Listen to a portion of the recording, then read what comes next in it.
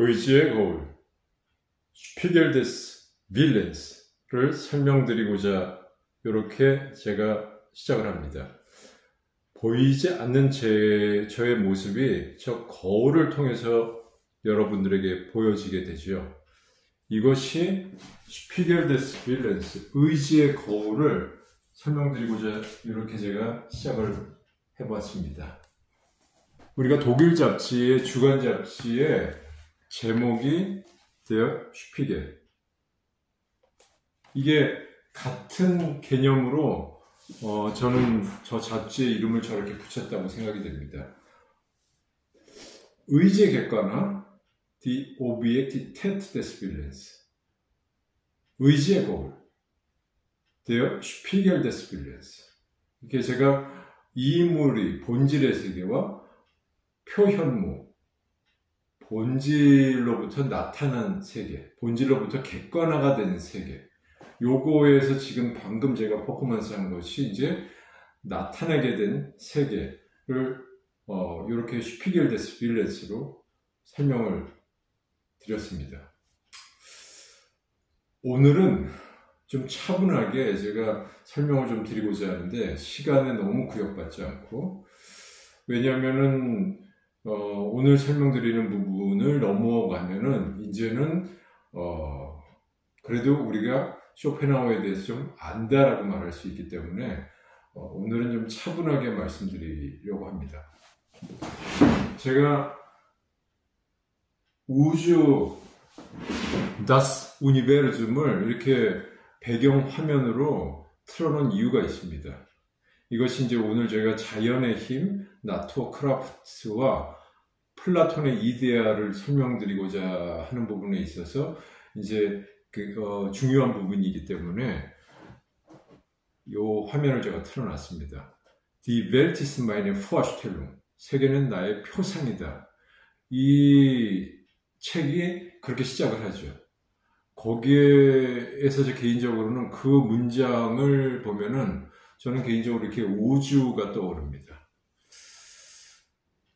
이제 조금 더 설명드리면은 제가 좀 놀라운 것은, 물론 이제 저희가 아이작 뉴턴 1642년에 태어나서 1727년에 돌아가신 우리 아이작 뉴턴, 이분이 1687년에 자연 철학의 수학적 원리라는 논문을 발표하죠. 이것이 이제 그 이후에 세계를 이제 굉장히 많이 바꿔놓게 된 사건이 되겠죠. 이것을 통해서 우리가 자연의 원리와 원칙을 많이 새롭게 이제 깨달았기 때문에, 이제 쇼펜하우어가 이제 서술하면서도 그 자연의 힘에 관련돼서도 이제 베이직으로 기본적으로 그 뉴턴의 그 논문이 이제 세상에 알려진 게 된 것을 받아들인 거죠. 그렇게 돼서 이제 자연의 힘에 대해서 설명을 하는데,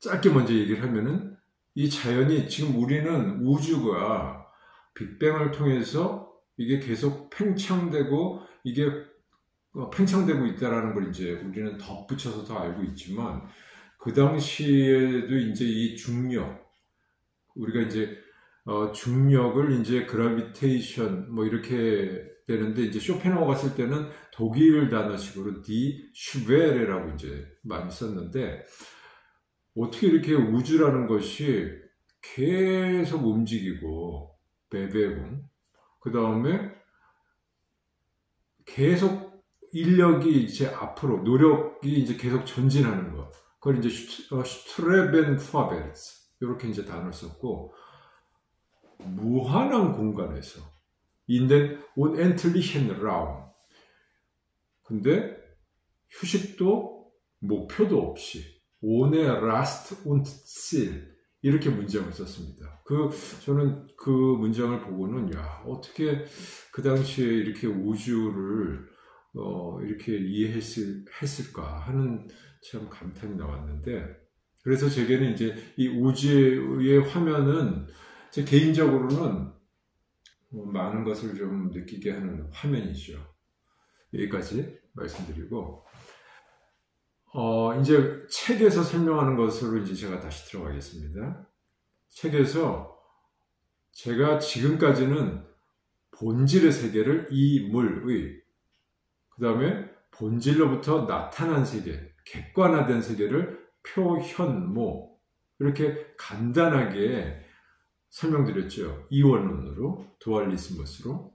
그러면서 제가 덧붙인 게 칸트의 물 자체, 딩한지시와 쇼펜하우어의 윌레는 사실 많이 흡사는 하지만 하나 틀린 게 있다면 제가 이렇게 표현을 했죠. 존경하는 선생님이라고 쇼펜하우어가 칸트를 향해서, 왜냐하면 칸트는 1724년생이고 쇼펜하우어는 1788년생이기 때문에 그 다음에 칸트의 이 철학 사상이 기본적으로 굉장히 이제 쇼펜하우어에게 기둥과 뼈대가 같은 철학으로 지금 존재하기 때문에. 그런데 이제 제가 표현하기는 존경하는 우리 선생님이시지만 제가 연구해보니 다른 게 있다라고 제가 표현을 했죠. 뭐가 다르냐?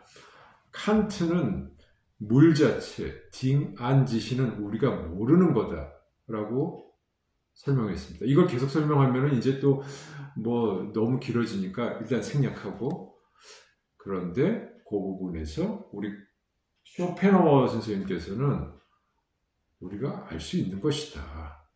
뭐를? 의지를. 이라고 제가 설명을 드렸습니다. 이렇게만 돼서 끝나면은 참 쉽죠. 네? 쉽죠. 근데 그렇지가 않는 부분을 오늘 이제 설명드려야 되기 때문에 이렇게 장황하게 설명을 드립니다. 뭐냐면은 지금까지는 어떻게 표현을 했냐면은 The objected des Willens 라고 표현을 했는데, 이제 자연의 힘, 그 다음에 플라톤,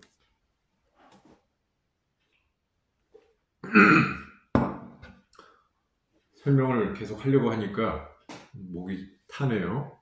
자연의 힘과 플라톤의 이데아를 설명하는 부분에 와서 갑자기 단어가 바뀐 게 있습니다. 뭐냐면은 오브젝티테트라는 단어를 계속 써오다가 갑자기 오브젝티바치온이라는 단어를 씁니다.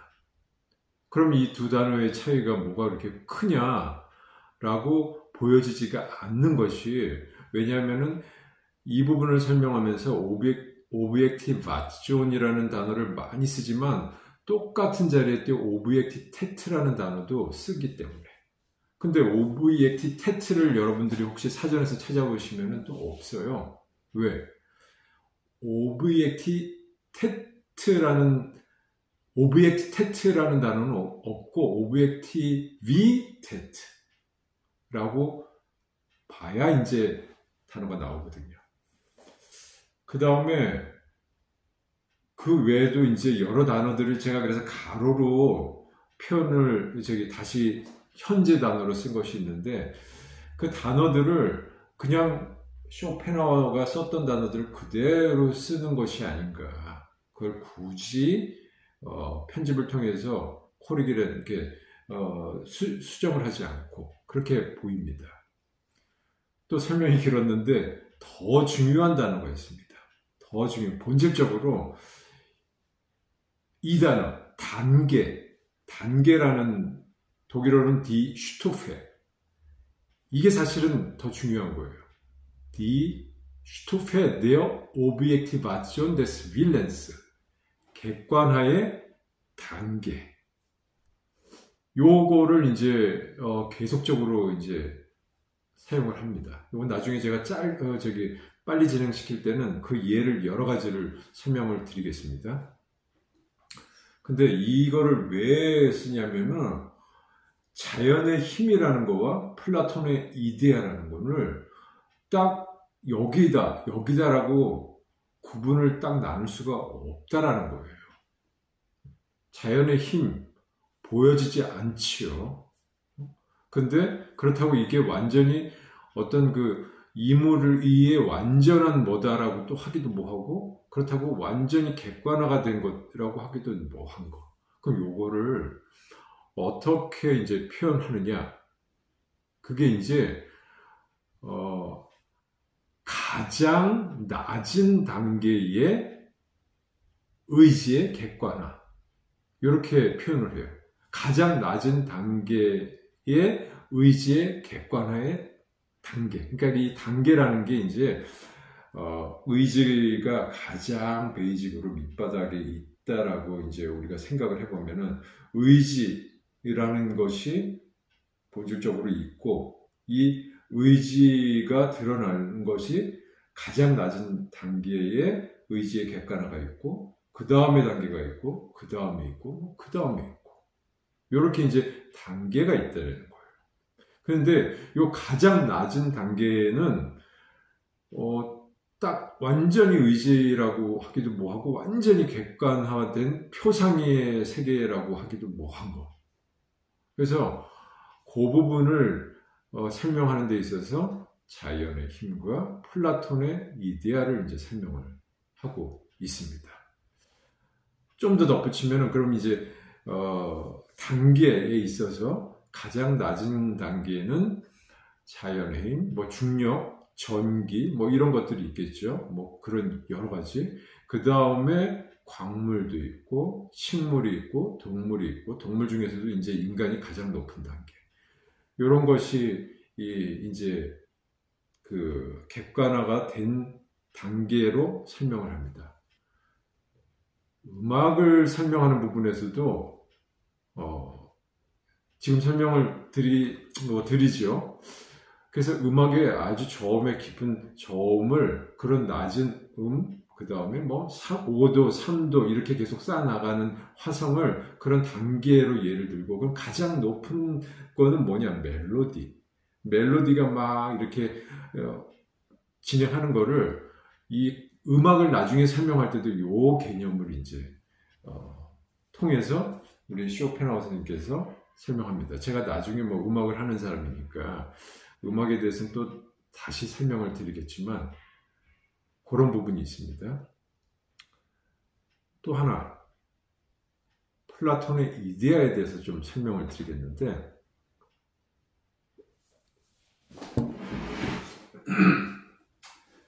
제가 그랜드 캐년을 오래전에 갔다 와서 인상이 깊어서 그린 그림입니다.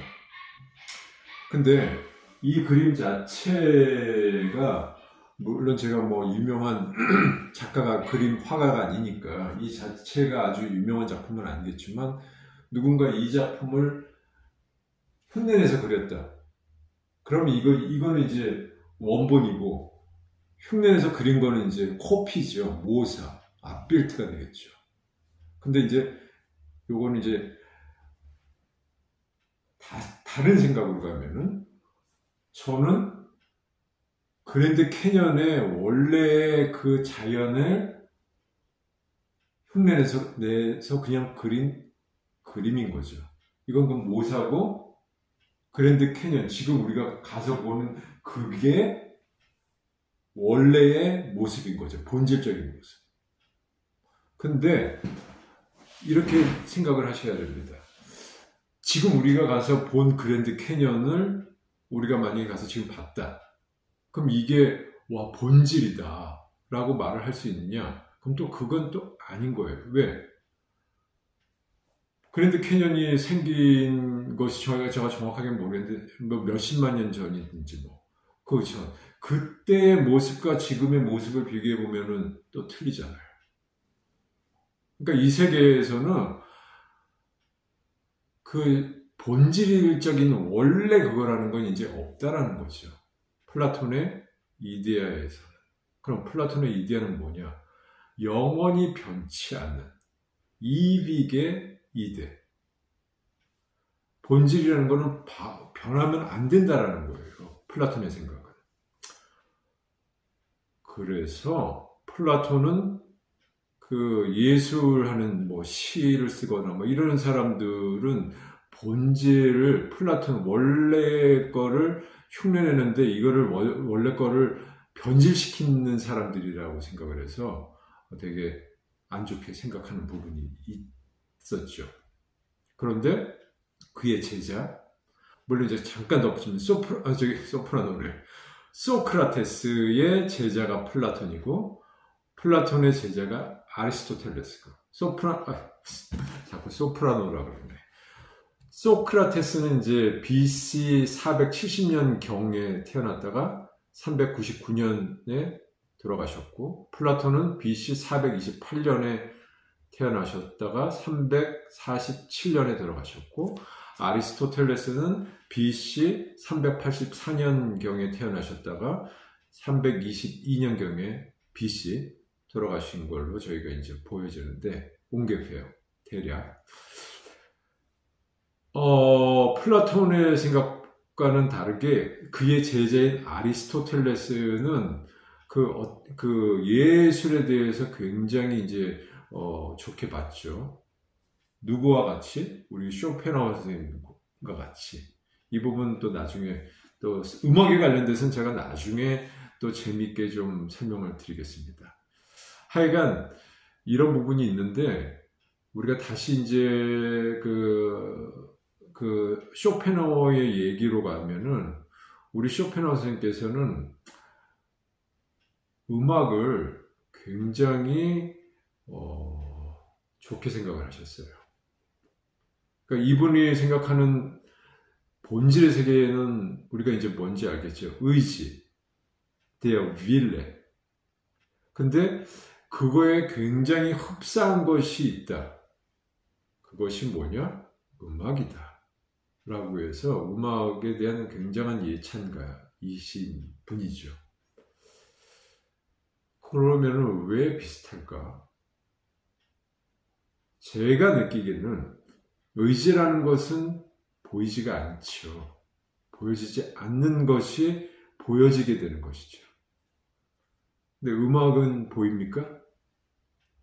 같은 예술의 분야지만 미술이라든지 뭐 건축이라든지 뭐 조형 뭐 예술이라든지 다 보여지는 것이지만 음악하는 행위는 뭐 연주가들이나 뭐 성악가들이 앞에 섰을 때 이런 것이 보여질 수는 있지만 본질적인 음악의 소리라는 것은 보이지가 않는 거죠. 제가 느끼기에는 그래서 기본적으로 쇼펜하우어 선생님께서는 의지와 굉장히 흡사한 것이 음악이다라고 표현한 게 아닐까라고 저는 생각합니다. 오늘은 여기까지 설명을 드리고 다음에는 다시 지난번처럼 본 텍스트에서 단어와 구와 아분츠 가끔은 문장으로 빠르게 진행하겠습니다. 감사합니다.